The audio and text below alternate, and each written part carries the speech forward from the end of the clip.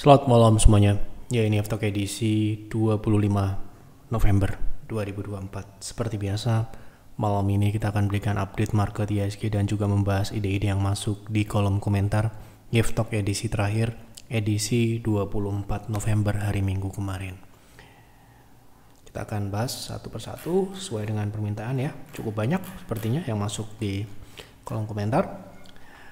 Oke, untuk menyingkat waktu kita langsung mulai dari IHSG. Hari ini IHSG rebound 1% lebih, 1,6% sesuai dengan prediksi yang kami sampaikan di Aftok kemarin ataupun di stock call, tertulis di stock call bahwa potensinya adalah ke 7.300 sampai dengan 7.370. Ini adalah potensi minggu ini. Penutupan hari ini di 7.314, jadi memang belum tercapai keseluruhan secara target pullback atau rebound kali ini. Kemungkinan bisa tercapai dalam waktu dekat ya, dalam minggu ini setelah nanti ada libur pilkada ya gitu. Jadi kenaikan yang sudah kita antisipasi tentunya seperti yang kami sampaikan minggu lalu, 2 minggu terakhir ini, bahwa ekstensinya adalah 7140 maksimal ya. Setelah diuji berkali-kali 7140 ya, IHSG hari ini rebound ya, tidak perlu kita terlalu euforia, tidak ya, biasa-biasa aja ya. Naik dan turunnya market itu ya biasa seperti yang saya sampaikan. Yang jelas kita harus selalu bisa untuk mengantisipasi segala kondisi yang terjadi di market ya gitu. Oke, jadi sementara ini belum perlu kita update untuk IHSG, masih dalam proses rebound ataupun pullback dari wave C, bukan dari wave 4 ya. Wave 4 masih jauh. Oke, kita lanjut ke pembahasan saham. Sebelum saya lanjut ke pembahasan saham, silakan bagi Anda yang sudah merasakan manfaat dari Aftok, dukung kami dengan klik like, dan yang belum subscribe, silakan subscribe. Oke, yang pertama, Pak F tolong bahas OLTJ untuk trend following, kemana arahnya? Hari ini penutupan turun dalam, apa sudah di area buy? Trims Pak F dan tim, sehat selalu. Oke, kita lihat.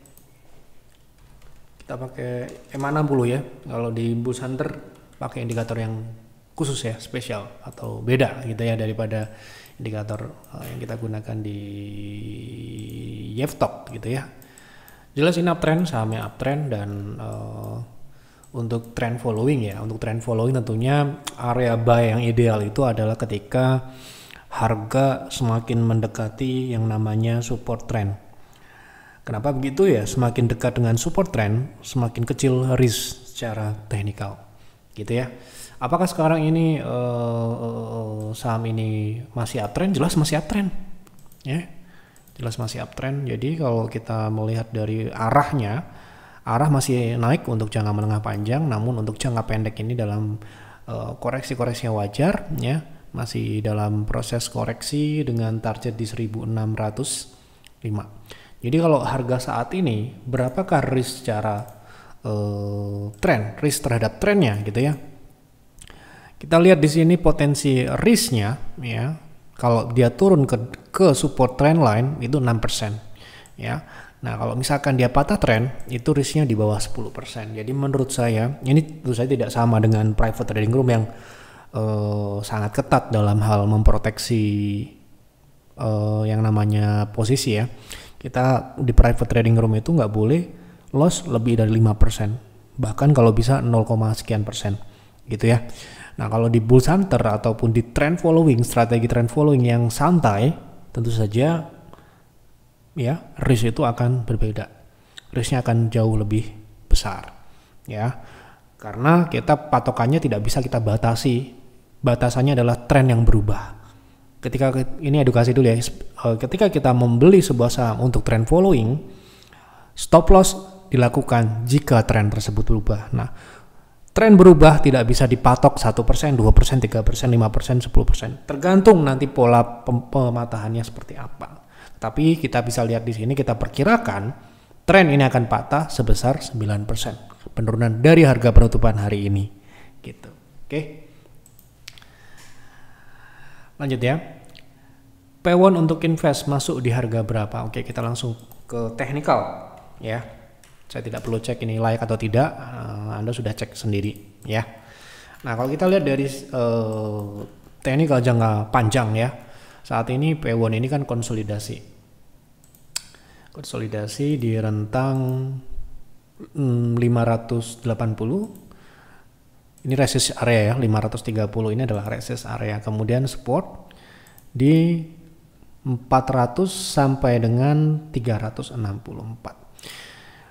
Harga saat ini relatif masih di atas mid areanya atau area tengah dari konsolidasi ini, sehingga mungkin kalau Anda mau akumulasi dengan harga yang menarik dan mungkin potensi capital gain-nya lebih baik dan mungkin juga dividennya juga akan lebih besar, ya kan? Itu perlu menunggu paling tidak di bawah 400 ya, agar average-nya bagus.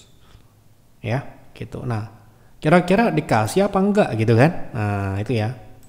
Kita perkirakan ini bisa atau tidak gitulah.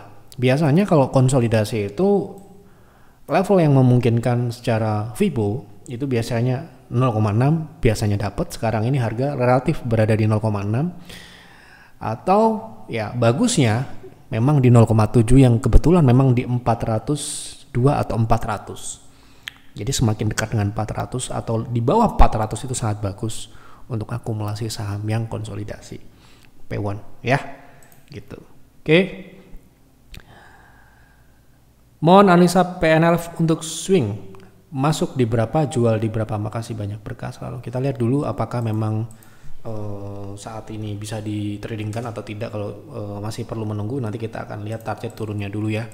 Nah, kita lihat di sini PNL sendiri saat ini sedang dalam swing turun ya. Kalau kita lihat di weekly, di daily pun juga swingnya turun, dan ketika kita melihat swing turun seperti ini tentunya kita tidak bisa beli ya. Kalau kita swing trade, mungkin kan kita swing di saham yang swingnya turun gitu ya. Nah, kita lihat di sini ada support area, kita sebut support area, yang bisa Anda pertimbangkan untuk menunggu saham ini sampai dengan swingnya nanti berakhir, itu di 408 sampai dengan 390 ya. 390 ini mungkin ya bisa dikatakan bisa menjadi level entry nantinya, namun kita harus menunggu nanti konfirmasinya seperti apa. Kalau Anda bisa dapat di situ, Anda mungkin bisa TP di 438 karena di situ kemungkinan di 0,3 ya, 0,3 ya tepat ya. Kemudian di 0,6 468 gitu ya. Tetapi sekali lagi ini adalah target tunggunya. Jadi belum tentu misalkan harga turun ke situ terus beli gitu, belum tentu ya. Kita harus nunggu konfirmasi, jangan spekulasi. Lanjut.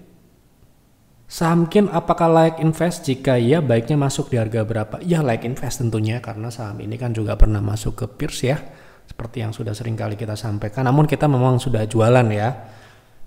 Nah, secara fundamental ya sampai dengan saat ini mungkin sedang koreksi ya, secara fundamental ada koreksi. Itulah kenapa di akhir tahun kemarin kita keluar dari saham ini.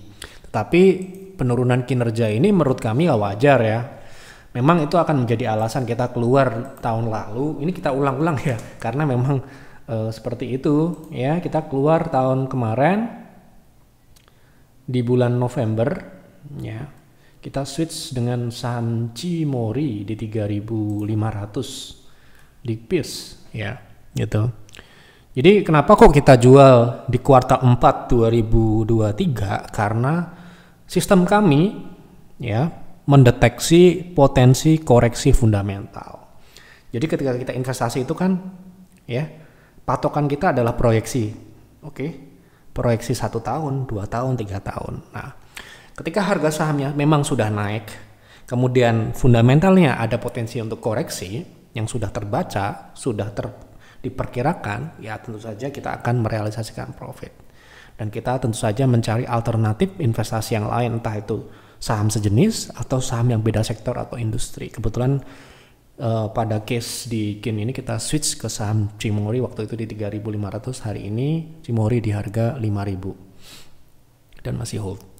Nah, secara fundamental memang walaupun terjadi penurunan yang Anda lihat tadi di fundamental saham ini, kami masih melabeli saham ini secara fundamental ini jangka panjangnya masih layak untuk invest. Nah, di harga berapa ya kira-kira saham ini akan menarik ya? Terakhir kita beli saham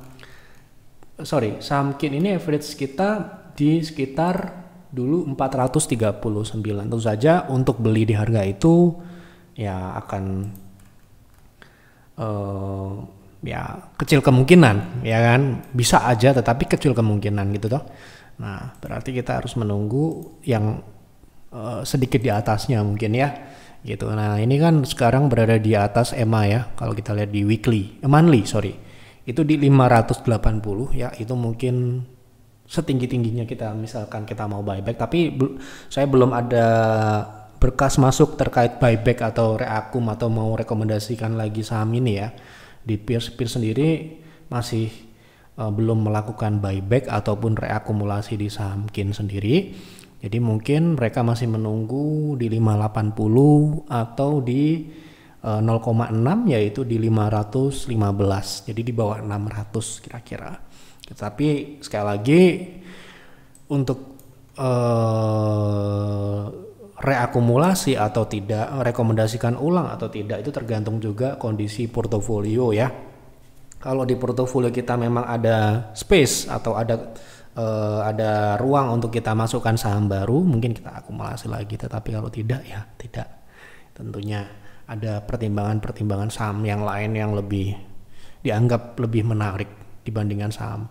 Misalkan saham KIN ini ada beberapa saham yang kita jual kemudian sahamnya turun, tidak kita lakukan buyback karena pertimbangan banyak hal ya.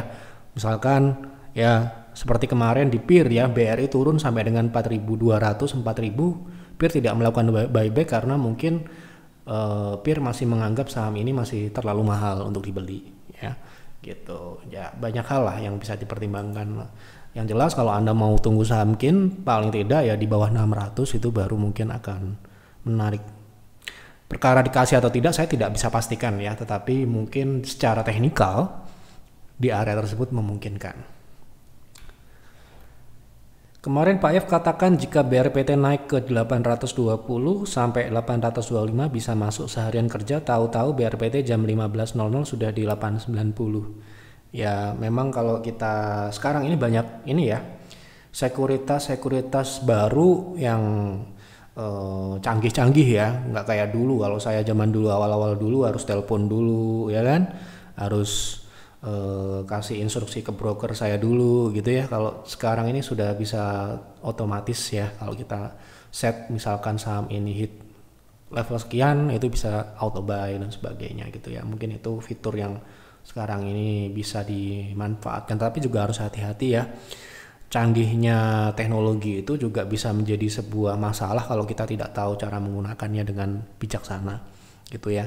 Jadi kalau mungkin Anda masih belum terlalu, mungkin ada beberapa member kami yang sangat-sangat senior ya, jadi mungkin mereka melewati era-era masih menggunakan telepon gitu ya, mungkin tidak pusing lihat online trading gitu ya, nggak bisa. Nah tergantung, kalau Anda mungkin bisa memanfaatkan teknologi itu akan lebih baik, akan lebih efisien. Mungkin Anda part time, tidak bisa full time gitu ya. Teknologi seperti itu mungkin dapat membantu Anda dalam hal entry ataupun dalam hal proteksi ya.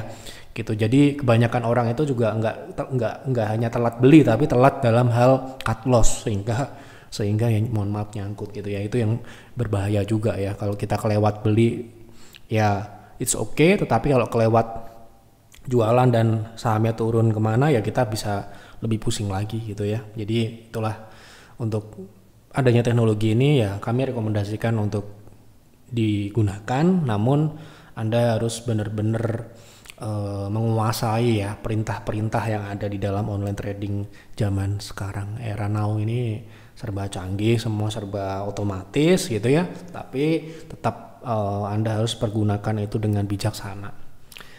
Oke, tolong bahas BTPS untuk trading. Terima kasih, sehat dan sukses. Oke, BTPS untuk trading sudah di target turun atau belum ya? Bentar ya.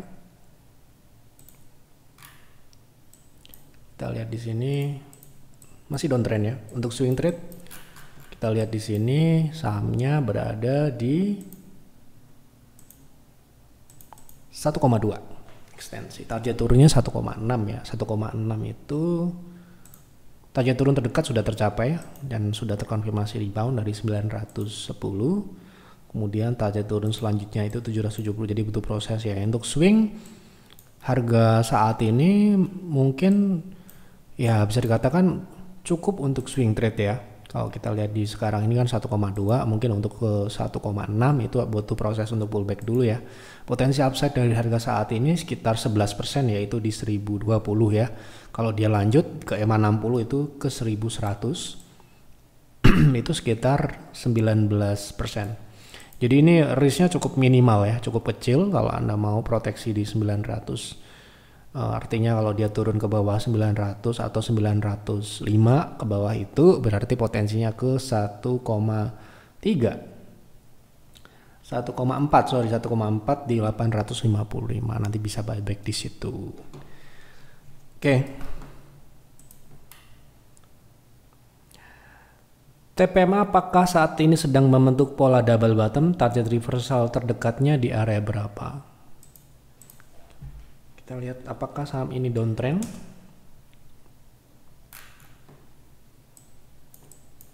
Uptrend ya.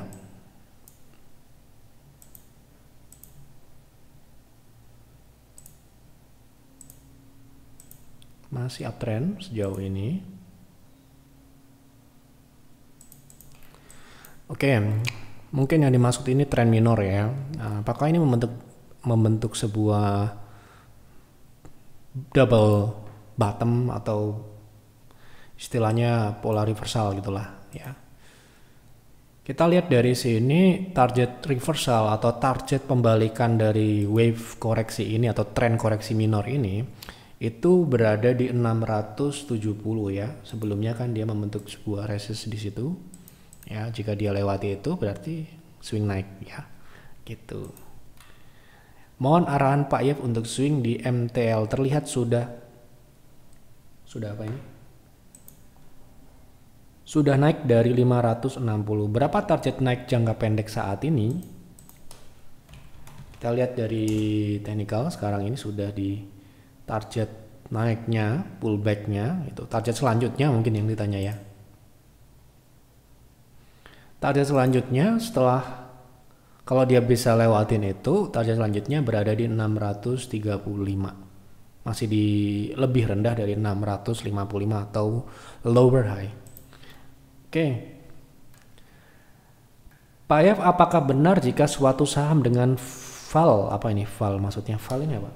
Value kali di bawah 500 juta itu naik dan turunnya harga sahamnya tersebut diatur oleh bandar. Ya semua saham ada price makernya ya, mau itu kecil mau itu besar itu ada price makernya. Jadi tidak dipatok dengan 100 juta 200 juta tidak ya, tetapi semua saham itu ada price maker, tetapi price maker itu ada yang aktif ada yang pasif, itu tergantung dengan besarannya. Semakin besar saham tentunya semakin mahal cara pergerakannya gitu ya, sehingga butuh sebuah fenomena atau event yang penting gitu ya. Nah, kalau saham yang mungkin gorengan atau small caps gitu ya, tanpa ada alasan apapun dia bisa bergerak suka-suka dia gitu ya. Misalkan ketika indeks turun gitu ya, ketika mayoritas saham itu turun dia bisa naik sendiri tanpa ada berita atau apapun itu, karena ya murah itu relatif ya, murah dibandingkan dengan saham-saham yang lebih besar tentunya gitu ya. Jadi semua saham itu ada price maker, yang kalau mungkin ada yang price makernya itu aktif dan pasif. Kalau pasif sahamnya itu diem aja ya, anteng aja. Nah itu mungkin price makernya itu sedang akumulasi pelan-pelan sehingga pasif gitu, pergerakannya cuma di situ aja gitu ya.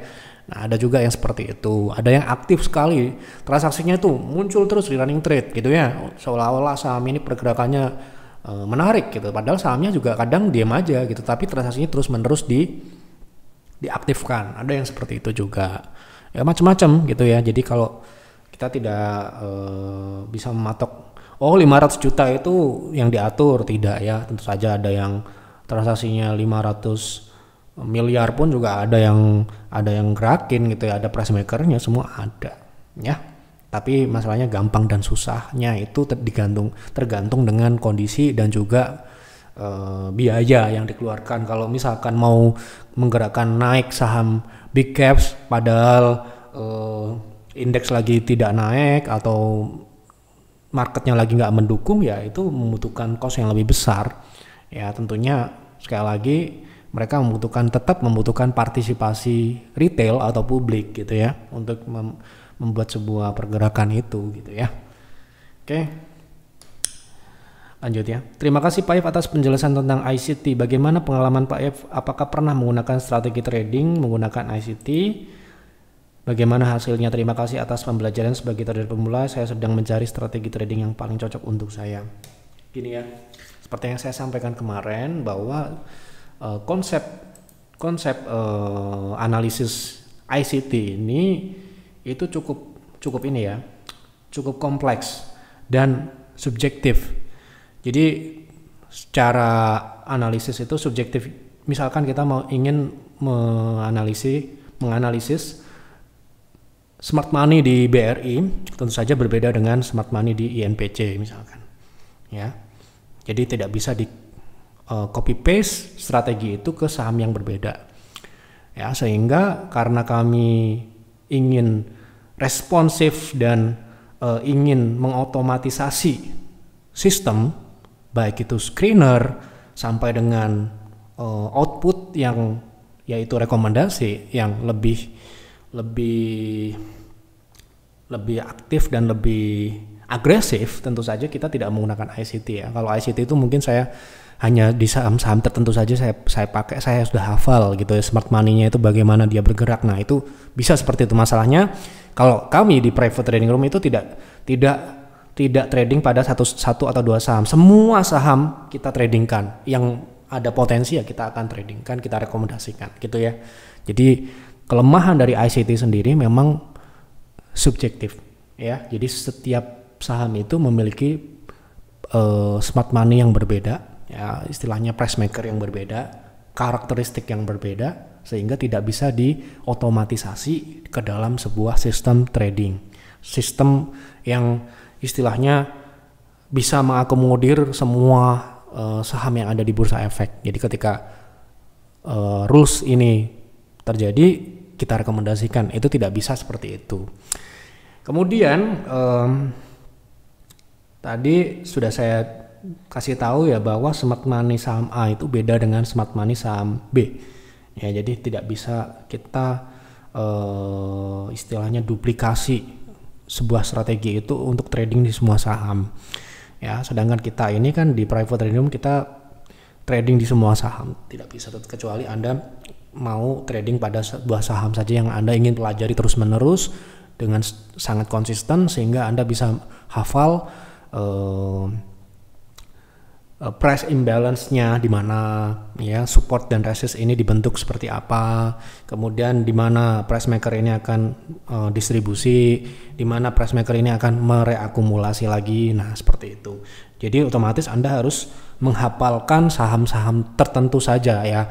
Karena kita memiliki keterbatasan, ya tentu saja kita tidak bisa melakukan itu ya. Jadi kalau Anda mungkin juga ini salah satu konsep trading yang advance yang tidak untuk pemula, tetapi kalau Anda mau coba ya boleh-boleh aja sih, Anda mau pakai silakan aja, nggak ada kita mau larang. Tapi kalau saya menggunakan analisis yang mungkin lebih tradisional itu karena mungkin bisa diduplikasi dan mudah diotomatisasi ya, karena kami menggunakan sistem itu yang otomatis ya. Kalau saham ini memenuhi syarat ya dia akan masuk ke dalam screener kami. Screener ini akan deliver informasi ke analis kami akan membuat proyeksi-proyeksi dan trading plan tentunya untuk rekomendasi gitu ya.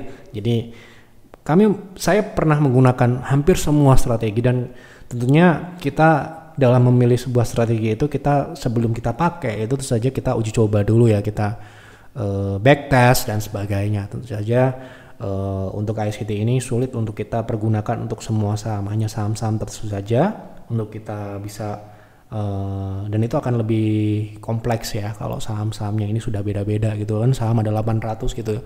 Bayangkan kalau kita harus satu persatu kita analisa dan kita hafalin tuh satu persatu dia punya semaknanya itu bagaimana gitu ya.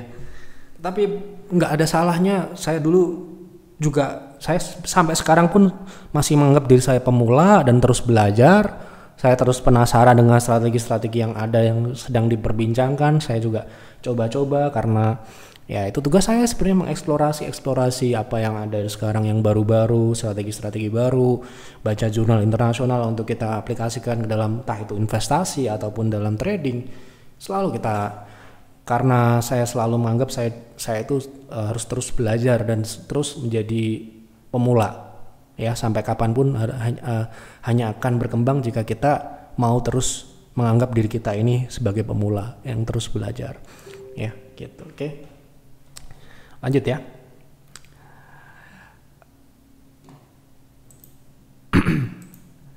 Apakah saham UNVR Like invest jangka panjang? Ya, seperti yang saya sudah bahas di F-Talk sebelumnya ya, sudah saya bahas bahwa Unilever ini ya di harga saat ini itu sangat jauh dengan fundamentalnya. Memang sentimennya saat ini masih berat ya. Ya, jadi tergantung dengan sentimen yang ada di eksternal. Itu yang menurut saya. Jadi eksternal ini ya seperti boykot, kemudian hal-hal yang mempengaruhi sales dan sebagainya itu yang akan menjadi sebuah penentu apakah Unilever ini akan kembali kepada performance masa lalunya atau tidak, karena saat ini kan masih dalam tekanan ya, dalam artian seperti ini. Dia memiliki kemampuan untuk pulih, menurut saya iya, karena ya sekali lagi ini global company yang tentu saja sudah sangat memiliki pengalaman ya. Ya, ketika kita melihat sebuah penurunan itu terjadi, itu kita harus definisikan penurunan ini dari mana. Apakah penurunan ini dari internal yang memang sudah istilahnya tidak bisa melakukan pertumbuhan, menciptakan pertumbuhan lagi, atau karena faktor eksternal yang sulit ya, bukan tidak bisa, sulit untuk mereka manage dengan baik ya. Karena ya kita tahu ya nggak cuma Unilever ya, saham-saham yang lain seperti Fast dan sebagainya kena boykot itu pasti akan turun ya kinerjanya, karena ya sekali lagi apalagi di Indonesia ini kan sangat ya bisa dikatakan ya cukup fanatik ya dengan gerakan-gerakan seperti itu. Jadi ya kita harus bisa melihat ini dari sisi peluangnya ini seperti apa. Atau saja kalau Anda mau invest saham Unilever ini, time horizon Anda harus benar-benar jangka super panjang ya. Selama dia masih menjaga profitabilitasnya ya, kemudian mereka masih terus melakukan perbaikan ya dari sisi sales ya, itu masih akan ada yang namanya pembalikan arah, itu akan terjadi nantinya. Dan mereka kan tidak berbeda case dengan saham-saham yang berkasus ya. Berkasus dalam artian mereka seperti dulu TPS gitu ya, itu kan kena kasus gitu ya. TPS, Anda tahu ya, TPS dulu besar, Aisyah gitu ya, tiba-tiba mereka kena sesuatu yang bisa dikatakan hukum gitu ya. Nah, sedangkan Unilever sendiri memang pure murni karena memang tekanan secara secara eksternal gitu ya, bukan mereka yang istilahnya tidak mau bekerja, tetapi memang faktor di luar sana. Ketika faktor eksternal itu sudah mulai bisa diminimalisir, tentu saja kan mereka akan melakukan improvisasi ya, kita lihat. Itu akan menjadi sebuah peluang ya, penurunan yang terjadi saat ini ya, dengan ekspektasi ya tentu saja dividen tetap berjalan ya, dan ruang pertumbuhannya itu justru akan semakin mudah untuk dicapai ya. Semakin turun semakin mudah untuk dia rebound secara fundamental ya, gitu. Sudah pernah kita bahas, Anda bisa cari di Telegram ya, Jeff Advisor, ketik saja Unilever, kita pernah bahas. Pak F tolong bahas HMSP sangkut di harga 785,5%. Maksudnya gimana? Di harga 785, 5% dari portofolio. Oke. Bagus cut loss atau averaging down, tujuan awal untuk invest 2 sampai dengan 3 tahun. Tujuan awal dan akan menjadi tetap tujuan akhir ya, tidak bisa dirubah-rubah. Kalau Anda invest di MSP di harga di bawah berapa sekarang ya harganya? 600 ya sekarang ya. Ini mungkin akan agak cukup apa namanya ya, butuh kesabaran ya, karena saham ini menurut pembahasan terakhir itu masih akan di bawah 1000 ya. Jadi ekspektasi kita harus kita jaga. Ya pun misalkan besok cukai nggak jadi naik seperti yang sudah beredar ya infonya, itu tetap akan kita membutuhkan waktu ya untuk MSP ini. Secara teknikal pun masih terrefleksi saham ini masih dalam tren turun ya. Kalau kita lihat dari sisi teknikal ini mungkin akan naik paling tidak di 750 sampai dengan 800 itu untuk jangka pendek menengah ya. Tapi untuk kembali ke harga Anda mungkin agak sulit ya. Apakah tujuan investasi sampai dengan 2-3 tahun itu worth untuk saham ini di harga saat ini? Menurut saya dengan kinerja saat ini yang meskipun sekarang ini masih belum bisa dikatakan pulih gitu ya, kami masih melihat ini masih cukup layak ya untuk di hold. Dan apalagi alokasinya masih 5%. Kalau misalkan HMSP ini kan big caps ya, jadi kita mungkin bisa masuk sampai dengan maksimal itu 20 PV ya. Kalau misalkan 20%, sekarang ini masih 5%, berarti kita masih bisa nambah. Namun saran saya sih pelan-pelan ya kalau kita invest di saham ini, kita nggak bisa untuk buru-buru ya. Mungkin 2 tahun, 3 tahun, tahun depan mungkin kita akan bisa lihat apakah saham ini membaik atau tidak ya. Tapi ya kita harus tetap apa namanya berpedoman pada plan jangka panjang tadi yang Anda sudah apa namanya istilahnya sudah set di awal bahwa ini adalah investasi jangka panjang ya gitu. Malam Pak Yap mau tanya, ada rumor ITMG akan ke 10.000. Nah ketika saya lihat ketika Trump menjabat harga ITMG dari 32.000 turun ke 7.000 setelah 2 tahun. Apakah sejarah akan berulang? Mohon proyeksinya dari Pak Yev. Mari sudah ya di sini ya. Di Insight ya. Berapa minggu yang lalu ketika Trump sudah resmi memenangkan ya. Nah, kita sudah. Jadi sebenarnya masalahnya itu tidak hanya pada Trump ya. Jadi Trump itu sendiri hanya akan ya kalau misalkan dia akan memperlakukan hal yang sama pada saat dulu saat dia menjabat pertama kali dan itu akan diduplikasi ke dalam pemimpinan sekarang, ya itu akan menambah tekanan pada batu bara sendiri ya. Saya belum bicara ITMG ya. Jadi ketika saat itu US itu meningkatkan produksi dan sedangkan mereka perang dagang dengan Cina. Cina sendiri adalah negara yang istilahnya konsumer terbesar ya dari batu bara sendiri, dan sedangkan seperti yang sudah saya sampaikan juga pada insight terakhir bahwa mereka sudah mulai mengurangi batu bara. Nah, Anda bisa bayangkan ketika supply ya semakin besar sedangkan demand turun, ya hukum ekonomi ya, apa yang terjadi ya penurunan harga ya kan, sampai dengan pada titik keseimbangannya, di mana ya di situ kita harus tahu bahwa sekarang ini transisi dari batu bara ini sudah mulai terlihat ya, terutama di belahan dunia barat. Oke. Nah, kemudian di Cina sendiri ya kan, sesuai dengan data yang ditampilkan ini bahwa mereka sudah mulai menyeimbangkan antara clean energy dengan fosil. Ya. Dengan adanya Trump tadi ya, seperti yang disampaikan, dengan adanya Trump, jika Trump menduplikasi strategi ekonominya di masa lalu ke masa sekarang, itu akan memperparah peningkatan supply, di mana demand-nya sendiri sudah turun, beda lagi. Nah, semakin turun dong berarti, gitu ya.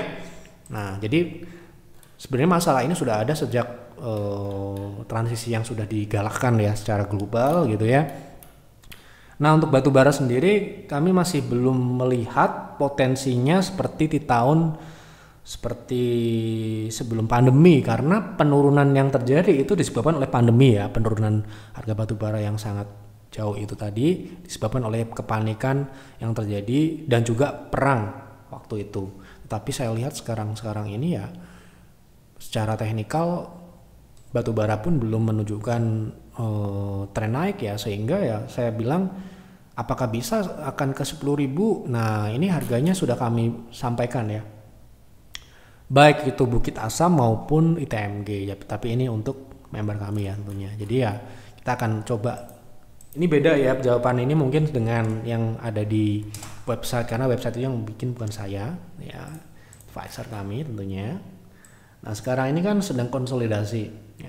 Kita bicara fundamentalnya dulu ya. Kalau fundamental sekarang ini kan kita lihat dari sini kuartal 3 dia ada apa namanya rebound atau ada perbaikan ya. Namun ini akan masih sangat jauh ya, dimana bottom line-nya itu diperkirakan turun dari 7 menjadi 5 triliun ya gitu dari 2023. Nah kalau kita lihat dari sini berarti ya konsolidasi ini ya, kenaikan yang terjadi beberapa waktu ini di November ini ya, ini merupakan prosesi turun untuk ya turun ya kan, atau tren turun ini berlanjut.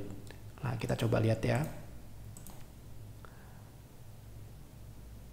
Nah ini ya kan tren turun ini masih berjalan ya seperti yang sebelum-sebelumnya ya kan. Jadi ini 2019 ya, ini seperti ini dia rebound ya, kemudian dia turun, lanjut turun ya. Jadi kalau kita lihat di sini ada kemiripan polanya gitu ya. Jadi ini kenaikan, nah turun. Nah ini juga seperti itu. Nah untuk ke berapa tadi?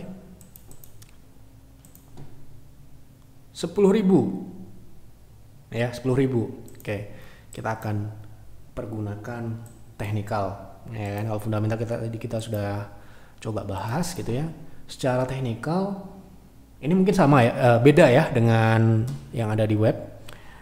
Jadi perkiraan kami ITMG itu bisa turun ke 20 sampai dengan 14.000. Untuk ke 10.000, ke bawah 10.000 sementara ini kita lihat dulu. Bisa nggak? Ya bisa, tetapi secara teknikal yang memungkinkan itu masih di 20.000 ini ya, 20.700-an ini. Ya, nanti kita lihat di sini perilakunya seperti apa, karena kalau kita lihat dia turun ke situ, kita bisa membuat proyeksi ekstensi dari penurunan lanjutannya yaitu di 16.500 yang mirip-mirip dengan 0,7 dari wave terbesarnya. Ya. Gitu. Jadi sementara ini kita akan lihat proses penurunan ke 20 untuk ke 10.000 atau lebih rendah dari 10.000. Sementara ini saya belum bisa melihat, tetapi kalau Anda tanya bisa nggak ya, bisa-bisa aja, kenapa tidak ya. Gitu. Oke. Bahas saham DLTA lagi sangkut bagus average atau cut loss, mau masuk di berapa? Ya tergantung ya.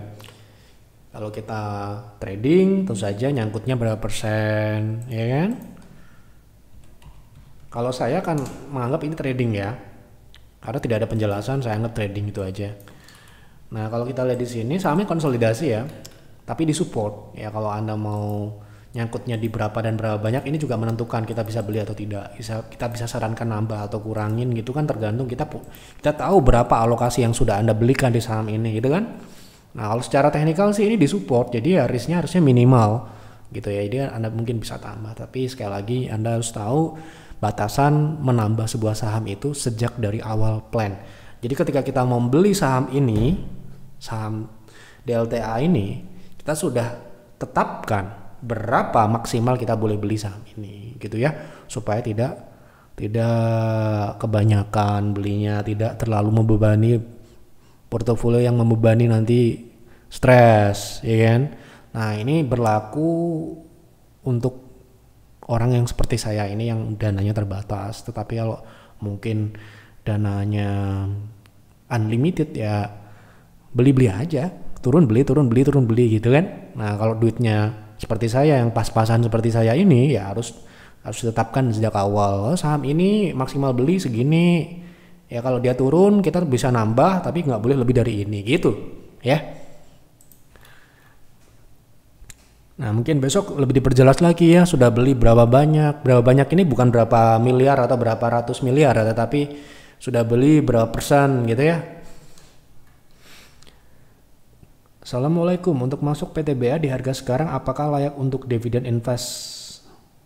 Makasih.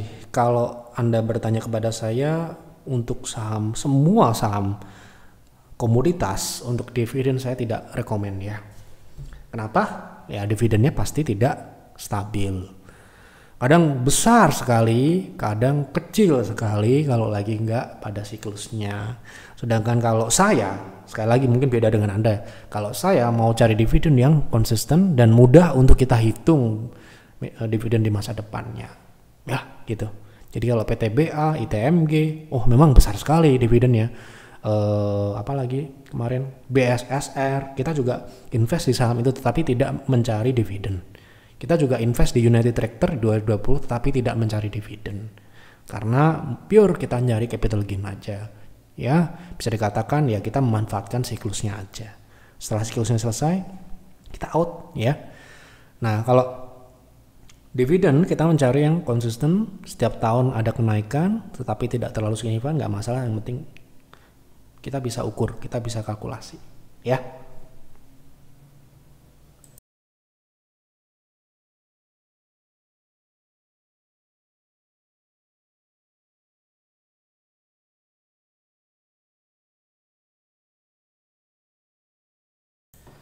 Baik, sudah saya jawab semua ya.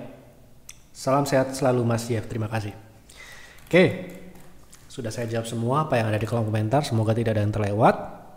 Terima kasih untuk Bapak Ibu yang sudah berkontribusi memberikan ide. Silakan tulis kembali di kolom komentar saham apa yang menarik untuk dibahas di F-Talk selanjutnya.